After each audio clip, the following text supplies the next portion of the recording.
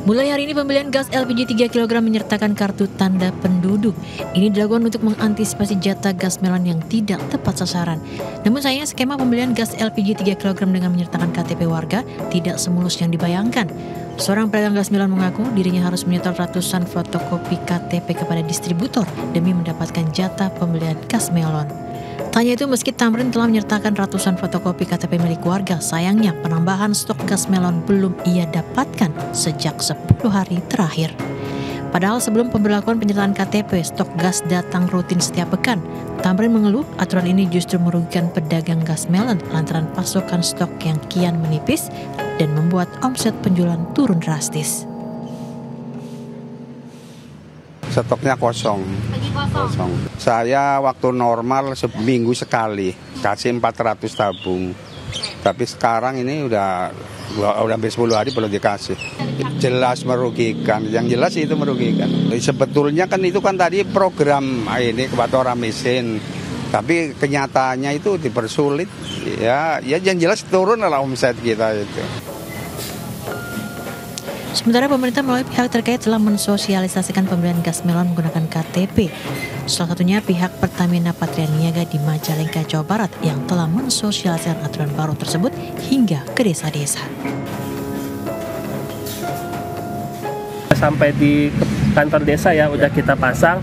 Jadi setiap masyarakat yang mau membeli LPG 3 kg di pangkalan resmi Pertamina itu wajib menunjukkan KTP. Sedangkan untuk memastikan NIK kita telah terdaftar dalam aplikasi MAP atau Merchant Application, pembeli bisa mendatangi ke pangkalan resmi terdekat dan menyebutkan NIK ke petugas.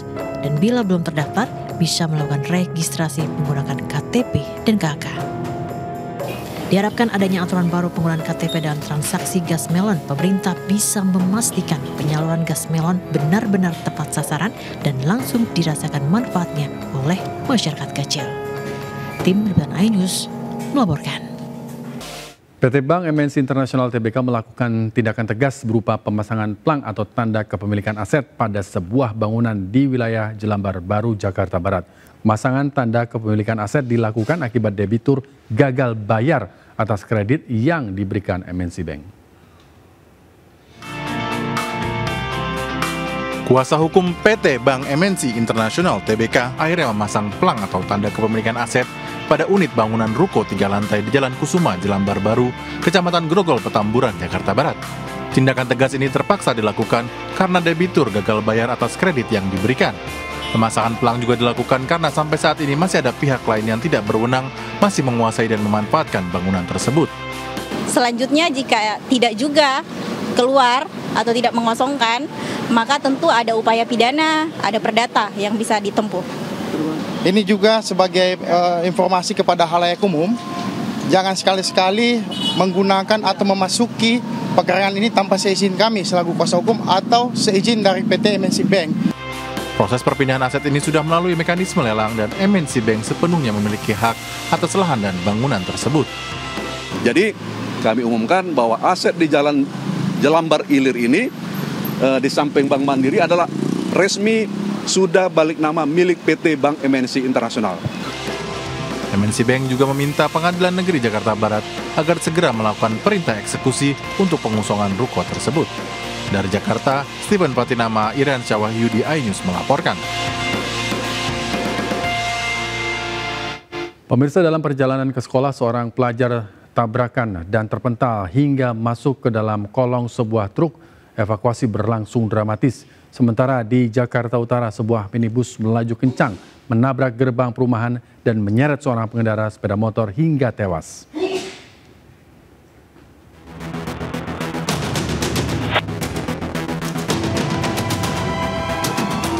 Kecelakaan maut terjadi di perumahan Grisendra, Penjaringan, Jakarta Utara. Sebuah minibus melaju kencang menerobos gerbang perumahan dan menabrak pengendara sepeda motor. Kok bisa sih? Nggak tahu. Ya Allah. Korban tewas setelah terseret sejauh 15 meter.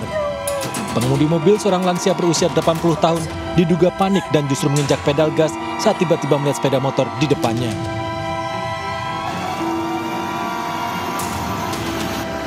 Warga mengevakuasi seorang pelajar dari kolong sebuah truk di Jalan Poros Pantura, Lamongan, Jawa Timur.